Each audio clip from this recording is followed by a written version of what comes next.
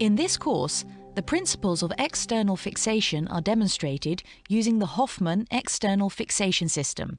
Other systems are, of course, available.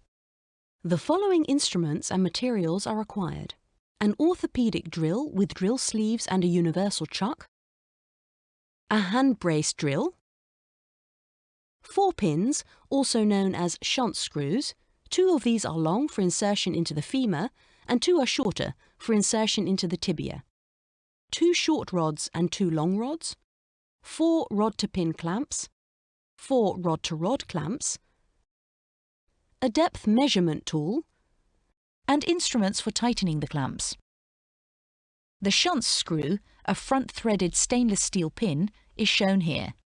One side is threaded and the other side is blunt and unthreaded. A rod-to-pin clamp has 2 openings, a small one for a pin and a wider one for a rod. The pins can be clicked into place. Rods come in different lengths and diameters. A rod-to-rod clamp has 2 similar openings for rods. The rods can also be clicked into place in the clamp. The clamps can be untightened to allow movement and tightened to finalize the frame construction. For demonstration purposes, the construction of an external fixation device is depicted. First, 2 pins are placed at the proximal pole of the fixation area, to which 2 rod-to-pin clamps are attached. A rod is then clamped to the rod-to-pin clamps of the proximal pole of the construction. The technique is repeated distally, using shorter pins for insertion into the tibia. 2 rod-to-pin clamps are attached to these pins, and a rod is placed between the 2 pins. On the rods, rod-to-rod clamps are placed. A long rod is positioned between the constructions at both poles. For additional strength of the construction, an additional rod can be positioned between the 2 ends.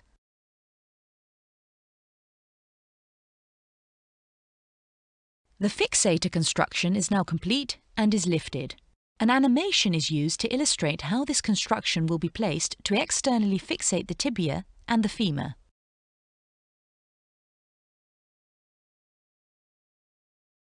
In an anatomical overlay, the following structures are shown: the tibia and fibula, the patella,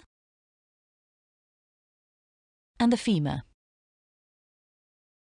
2 pins will be introduced into the tibia, one just distal to the tibial tuberosity and one approximately 10 centimeters distal to this.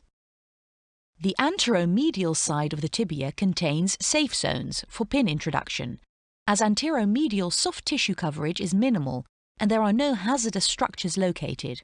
Vessels and nerves are located laterally and posteriorly.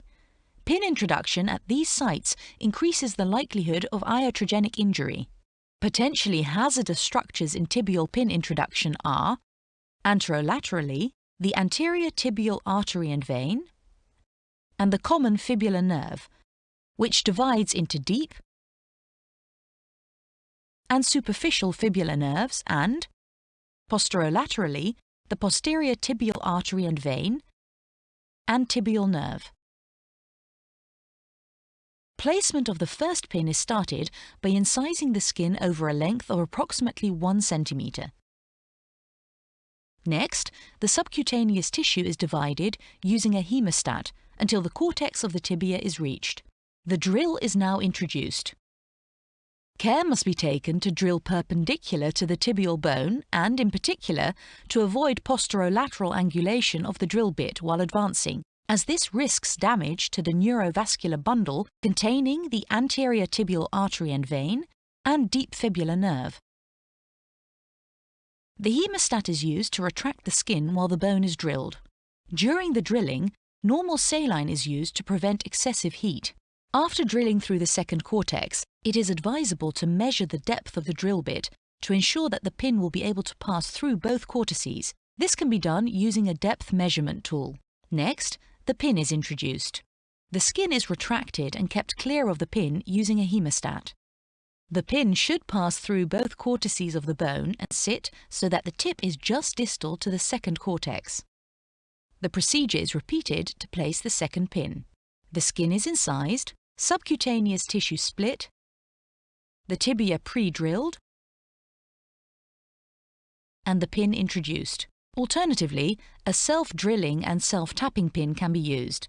This pin does not require pre-drilling.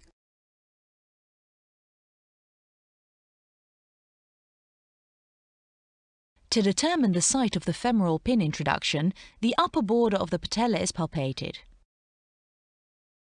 The first pin is introduced proximal to the patella on the lateral side of the femur, between the vastus lateralis muscle and the iliotibial tract.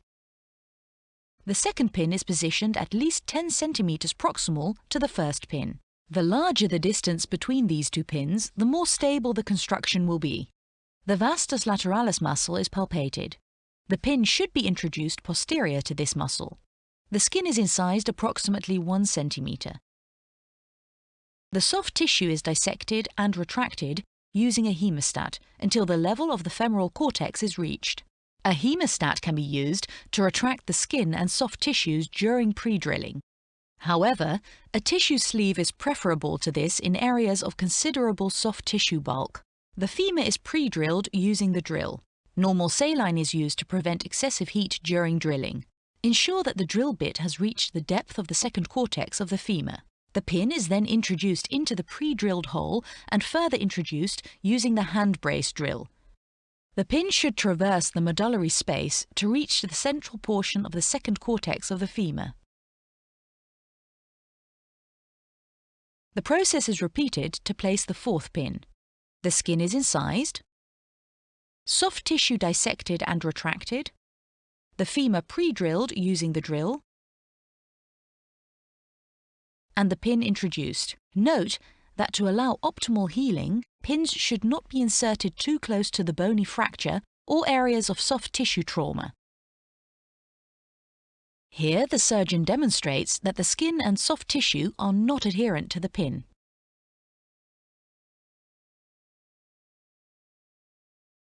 Rod-to-pin clamps are mounted on the tibial pins. It is advised that rods are positioned a minimum of 2 finger breadths superior to the skin. This provides stability while preventing the external hardware from contacting the skin, allowing the skin to be cleaned after completion of the construction. A rod is placed to span the 2 tibial pins. The same technique is employed for the femoral construction. Rod-to-pin clamps are placed onto the pins, 2 finger widths away from the skin, and a rod is used to connect the 2 pins. Rod-to-rod clamps are then placed on each rod. A long rod is clicked into the rod-to-rod clamps and is positioned between the distal and proximal end of the construction. If greater stability is desired, an additional long rod can be placed between the distal and proximal constructions. The clamps are secured tightly to finalize the construction. Before the fracture is externally fixated, it is first reduced under general anesthesia. The reduction can be assessed using intraoperative radiography. If this is not available, anatomical landmarks should be used to clinically assess the fracture reduction. An imaginary straight line can be visualized connecting the anterior superior iliac spine, patella, and great toe. The contralateral leg can also be used as a reference point. The frame construction is completed. Depending on the injury, several construction combinations can be built.